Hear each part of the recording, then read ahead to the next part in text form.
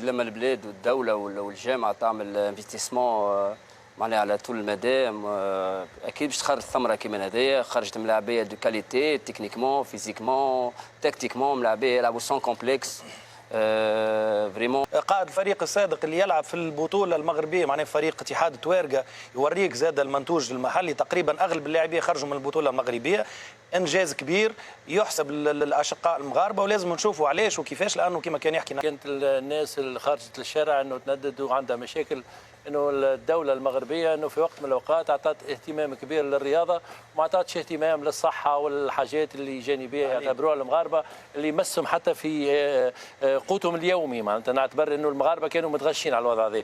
اليوم من ناحيه الانجاز الرياضي اللي عمله المنتخب المغربي انا نعتبره انجاز عظيم، وهذا مره اخرى ياكد اللي يخدم ويخطط وتكون البرمجه نتاعو تكون واضحه ينجم يوصل لاعلى مراتب. وزاد برشا الف مبروك اذا للمنتخب المغاربي العربي الافريقي على هذا الفوز، على هذا التتويج، على هذا التحدي، وعلى هذه الروح الانتصاريه. فخر لكل العرب هذا الانجاز، واكيد حمد المغربي انجاز يحسب للكره المغربيه. ووصول المنتخب المغربي للمربع الذهبي في كاس العالم في 22 لم يكن وليد الصدفه. طبعا اولا نهنئ الشعب المغربي اشقائنا المغاربه بهذا الفوز العظيم، فوز صراحه يستحق أن يقال عليه أنه حاجة عظيمة برشا. إنجاز كبير، إنجاز كبير برشا أنه تكون معناها بطل العالم. هذا ما كناش متعودين به عند العرب، وهذا ما جاش صدفة. هذا طفرة متاع عمل قاعدي منتوج محلي بأتم معنى الكلمة لأكاديمية محمد السادس. ناخذ انطباعات الأولية بعد ترجعوا في التفصيل وفي الحديث عن الأمور الفنية والأسباب التي أدت إلى هذا الإنجاز. نعيم بربط أيضا إنجاز لابد أن نتوقف عنده. اليوم الكرة المغربية تجاوزت كل الحدود وأصبح لها صيت عالمي واعتراف دولي، واليوم كل وسائل الإعلام العالمية أشادت بهذا المردود، بهذا المنتخب وبالنهضة اللي تعرفها الكرة المغربية. اكيد لما البلاد والدوله والجامعه تعمل انفستيسمون معناها على طول المدى، اكيد باش تخرج ثمره كيما هذايا. خرجت ملاعبيه دو كاليتي تكنيكمون فيزيكمون تكتيكمون، ملاعبيه يلعبوا سون كومبلكس فريمون. يعطيهم الصحه. كلاعب قديم انا في الكوره نغير على بلادي ونغير على جوارات بلادي، وكنت نتمنى بلادي وجوارات التوانسه معناها ينجدوا على هذا المنوال. نهنيهم مره اخرى المنتخب المغربي لانه هو انجاز ينور. نتمناو ونفرحوا للمغرب، يعني المثل التونسي يقول لك ماريو ما تكون حسون. يشرف كل انسان عربي وافريقي معناها فريمون معناها يعطيهم الصحه. بلاد كامله معناها حيه بالانجاز هذا. تغيرت على ذكر بلاد كامله حيه، شفنا بعض الاضطرابات، بعض المظاهرات، بعض المطالب الاجتماعيه. سبحان الله، سبحان مغير الاحوال. بعد هذا الانجاز الناس كلها خرجت للشارع، المغرب كلها بمدنها وقراها برا في الشارع تفاعلا مع هذا الحدث. الناس كل نسات همومها ومشاكلها، وهنا قيمه كره القدم وقيمه هذه الانجازات. كابتن رضوان، بالفعل كرة القدم رضوان حامد المغربي يذكر هنا سنة 78 وقت ترشح تونس لكأس العالم كانت ثم مظاهرات سبقتها طبعا وأحداث كانت كبيرة في علاقة بمطالب اجتماعية، وبعد جاء الإنجاز هذاك الناس الكل هذه المشاكل الاجتماعية ولو إلى حين. تفضل. هذا يوريك أهمية كرة القدم في العالم بصفة عامة. توحد الشعوب، وحدة الشعب المغربي في الخروج بمناسبة معناتها إحرازه على كأس العالم. مبروك للأشقاء المغاربة، إنجاز تاريخي، ملحمة تاريخية اللي باش يخلدها معناتها تخلدها الاستوار. أول فريق عربي يحرز على كأس العالم في U20، ثاني فريق إفريقي، أحسن لاعب في الدورة هذه في كأس العالم عامة اللي بالنسبة لي أنا ديكوفيرت الحقيقة، لاعب باش يكون عنده مستقبل كبير وينشط حاليا في واتفورد. قائد الفريق السابق اللي يلعب في البطولة المغربية معناها فريق اتحاد توارقة يوريك زاد المنتوج المحلي. تقريبا اغلب اللاعبين خرجوا من البطوله المغربيه، انجاز كبير يحسب للاشقاء المغاربه، ولازم نشوفوا علاش وكيفاش. لانه كما كان يحكي نعيم توا استمراريه وتخطيط محكم. لما تشوف لي زانترفيو قدم عندهم سنتين وثلاث سنوات مع المدرب ومع الملاعبين هذوما، تفهم انه عباد عارفين وين ماشيين. هذا هو عمار، انك تربح منتخبات مثل اسبانيا، البرازيل، فرنسا والارجنتين، تنجمش تكون صدفه، ما تنجمش تكون يعني عامل الحظ. اوكي الحظ يمشي معك مقابله اثنين، لكن على مستوى مسيره كامله ودوره كامله بهذا المردود وهذا المستوى وهذه النجاعه تربح الارجنتين اثنين بلاش، نص ساعه لعب في المباراه في نهائي مثير. اعتقد يعني لابد ان نقف اجلالا واكبارا لهذا الانجاز المغربي. اولا مبروك للمغرب، ثانيا ما فماش كره ما فيهاش حظ، فيها تخطيط. هذا منتخب، هذه ايش معناها بلاد تبني. احنا هوني نبني ومانيش ريالمون كي تجي تشوف ما فما حتى شيء. هذه الناس قاعده تخدم، ناس قاعده تطور في الكره، ناس قاعده تبني في استادات، ناس قاعده معناها لا شنو احنا هنا نبني ناس معناها بالحق قاعده، ناس بالحق قاعده تخدم، ناس قاعده تعرف ايش تعمل.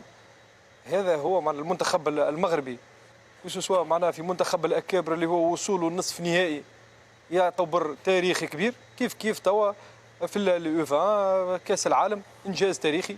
ومره اخرى مبروك للمغرب، وان شاء الله ان شاء الله نتعلموا شويه كيفاش ولو انه توا الجامعه التونسيه ولات معناها قاعده تخدم معناها على الشبان وقاعدين، ولكن لازمنا بنيه تحتيه، لازمنا ملاعب، لازمنا برشا حاجات باش نوصلوا للنيفو هذايا نتاع المغرب. ونتصور انه المغرب باش يكون عنده شأن كبير بعد 5 سنين، باش تكون عنده شأن كبير في افريقيا. الصحف الإسبانية اليوم أشارت لهذا الإنجاز وقالت أنه اليوم يمكن الحديث على أن المغرب أصبح من كبار القوم في كرة القدم العالمية. صحيح، هو باش تربح المدرسه الاسبانيه ماهوش بالسهل، خاصه زاد البرازيل ومن بعد زيد تكمل فهمتي المدرسه الفرنسيه وفي التكوين نتاعها. وعلى فكره هو الارجنتين ما كانش مرشح المغرب يعني باش يفوز بها، وفي المباراه هذه اقنع وابدع وكان استحقاق. وقت تجيد بيك المدرسه الاسبانيه انه فما مغرب جاي باش يكون عنده صيت، هذا باش يوريك العمل اللي قاعدين يخدموا به. عندهم 5 سنين تقريبا هما من 2010 المدارس هذه تاع التكوين بعثت، لكن شوف الثمره نتاعها تو، شوف الثمره نتاعها على مستوى يعني الشباب الكل وعلى مستوى زاد الاكابر. نشوفوا كيفاش الحقيقه. شوف انت قلت كلمه باهيه، الثورات من الثورات هي كان نوع من الاحتجاجات، من بعد الاحتجاجات شفنا الفرحه نتاعهم الكل اللي كانوا مش راضيين على الكره، تو الكره دخلت لهم الفرحه. انجاز الحقيقه، مبروك للمغاربه وان شاء الله يكملوا يواصلوا وان شاء الله مزيد من التالق. على ذكر كرة والرياضة ناصر البدوي بشكل عام، والرياضات اللي قاعده مثلا مستهدفه في تونس اللي هي الرياضات الفرديه اللي قاعده تجيب لنا في تتويجات وترفع علم تونس، واكدنا اكثر من مره انه تالق الرياضيين يمكن يكون الصدام تاعو اكثر من اي سفاره تنجم تحلها خارج حدود الوطن. اليوم الى اي مدى نجم نقتنعوا باهميه الرياضه واهميه تطوير الرياضه والاستثمار في القطاع الرياضي حتى نرتقي بالمشهد الكروي ونرتقي برياضيينا ورياضتنا المسافه اللي نحبوه واللي نحلموا به كما المغرب اليوم. والمثال اللي كنت تحكي عليه انت عادل، كانت الناس اللي خرجت للشارع انه تنددوا عندها مشاكل، انه الدوله المغربيه انه في وقت من الاوقات اعطت اهتمام كبير للرياضه وما اعطتش اهتمام للصحه والحاجات اللي جانبيه يعتبروها المغاربه اللي يمسهم حتى في قوتهم اليومي. معناتها نعتبر انه المغاربه كانوا متغشين على الوضع هذا.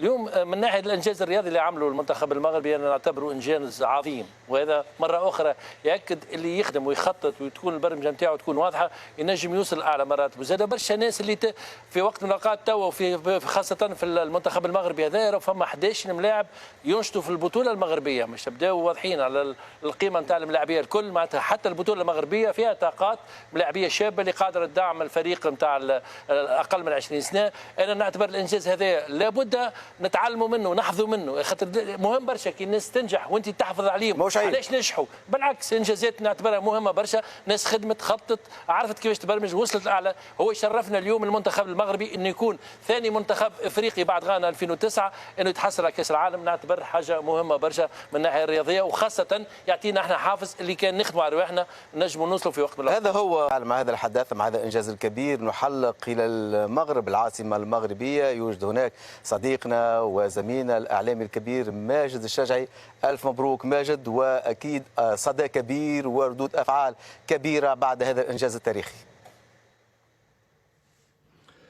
سعيد أخي الغالي عادل بوهلال أن أحلق في اتجاه تونس عبر هذا البث المباشر، وسعيد أن أكون معكم من خلال لقاء آخر يعكس مكانة المغرب عند تونس. تونس تؤنس في كل المجالات، وأنا سعيد أن أكون دائما معكم. أعرف كيف كانت ردود الفعل في شوارعي المدن التونسية بعد الإنجاز الغير المسبوق والتاريخي للأسود والسبق العربي على مستوى كأس العالم للشباب. طبعا إنجاز بدلالات وبأرقام قياسية يجعل المغرب يتبوأ الريادة بعد محطات التوهج في ملاعب قطر ثم في أولمبياد فرنسا. نقف اليوم عند إنجاز من نوع آخر بنكهة عالمية، إنجاز يعتبر سبق عربي وثاني إنجاز على المستوى القاري بعد تتويج غانا عام 2009 في الأراضي المصرية على حساب البرازيل من خلال الركلات الترجيحية. دعني أقف عند النقط الجوهرية والأساسية. عندما يحقق المغرب هذه الأمور، هذه الأشياء ليست وليدة صدفة، هناك عمل قاعدي، هناك استراتيجية، هناك بعد نظر، هناك تخطيط، وهناك انضباط في كل شيء حتى الترتيب على مستوى الفئات السنية، رأيت كيف عانق منتخب الناشئين كأس إفريقيا في الأشهر الأخيرة، وبالتالي سلسلة النتائج متواصلة إيجابيا، بل أضحى الإشعاع عالمي في ظل هذه الأنجاز. لا داعي لأتحدث عن الأرقام القياسية، ولكن دعني نتحدث عن ردود الفعل تحديدا في مجموعة من دول العالم، السوشيال ميديا، الإعلام العالمي. مثلا في أرجنتينا صحيفة لاكارين بهذا العنوان: إعصار إفريقيا يغرق أرجنتينا، وفي هذا العنوان دلالات كثيرة. دعنا نتحدث كذلك عن لا ناسيون التي قالت علينا أن نستوعب الدرس، ربما في ذلك إشارات كثيرة، لأن المنتخب الأرجنتيني كان يعرف قيمة المنتخب المغربي الذي أطاح بكبار القوم في هذه البطولة، بداية باللا روخا، سيليساو، أسكت صياح الديكا الفرنسية في نصف النهائي، وتوهج على حساب الألبيثيليتي في المباراة النهائية من خلال الأداء ومن خلال الحضور وبالمنهجية وبالأسلوب التكتيكي الذي يتماشى مع إيقاع كرة القدم المعاصرة. حتى في إسبانيا الإنجاز وحد بعض ألمع الإعلاميين في إسبانيا بالموالين لكل من موندو ديبورتيفو الموالي لبرشلونة وماركا الموالي لإسبانيا. هناك توحيد على مستوى الآراء في ظل هذا الإنجاز، وهنا نكتشف بأنه هناك إلمام كبير عندما نتحدث عن كل ردود الفعل العالمية وما قالته جلوب سبور البرازيلية، وتتعرف العداء الكروي ما بين البلدين، نوهت بأداء الأسود، وكأنها في ذلك رد نوع من الاعتبار في ظل تعثر السيليساو وخروجه من الدور الأول. خلاصة القول بأن الإنجاز تاريخي كبير، سعداء بهذه الانطباعات وهذه المشاعر العربية، وما حققه المغرب يثبت بأنه أكاديمية محمد السادس والتخطيط والمنهجية جعلت اليوم المغرب يخطف الأضواء، بل أكثر من ذلك حتى الأسلوب والمنهجية. بإمكان المغرب في هذا الجانب أن يدرس مفاهيم جديدة لكرة القدم. شكرا. تحياتي. شكرا لك كابتن ماجد على كل هذه المعلومات، والف مبروك مرة أخرى للكرة المغربية وللشعب المغربي هذا الإنجاز الكبير. وهذه كانت قصة تتويج المغرب بكأس العالم للشباب. ما تنساوش ديروا لايك، تبارطاجيو وتخليوا لنا رأيكم في الكومنتات. نتلقاو في الفيديو الجاي إن شاء الله.